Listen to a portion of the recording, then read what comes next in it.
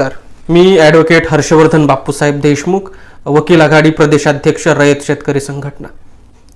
आज महाराष्ट्रात कांद्याला 50 पैसे भाव मिळतो. हा काय बाजार भाव आहे? हा शेतकऱ्यांच्या घामाचा आणि त्यांच्या कष्टाचा केलेला अपमान आहे. 50 पैशात आज एक चॉकलेट मिळत नाही आणि मग शेतकऱ्याने त्यांचा संसार चालवायचा कसा? सरकारला माझा थेट प्रश्न आहे, शेतकरी फक्त तुम्हाला निवडणुकीपुरता आठवतो का? आज खत महाग झालेली आहेत, औषधं महाग झालेली आहेत, डिझेलचा भाव वाढलाय, मजुरी वाढली, पण शेतकऱ्यांच्या मालाला भाव देताना सरकार गप्प का बसतं? ग्राहकांकडून 20-30 रुपये घेतले जात आहेत, मग शेतकऱ्यांच्या हातात 50 पैसे, 1 रुपये, 2 रुपये इतकाच कवडीमोल भाव. मग शेतकरी तुम्हाला जगू द्यायचा आहे का शेतकरी तुम्हाला संपवायचा आहे? आज कांदा रस्त्यावर फेकला जातोय, उद्या शेतकरी रस्त्यावर येईल.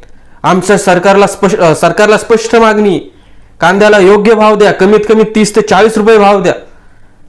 सरकारने तात्काळ याच्यावर निर्णय घेतला पाहिजे, योग्य बाजार भाव दिला पाहिजे. नाहीतर रयत शेतकरी संघटना महाराष्ट्रभर या प्रश्नावर आवाज उठवत आहेच.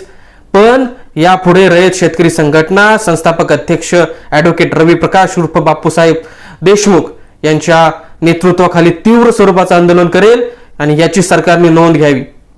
जय जवान जय किसान.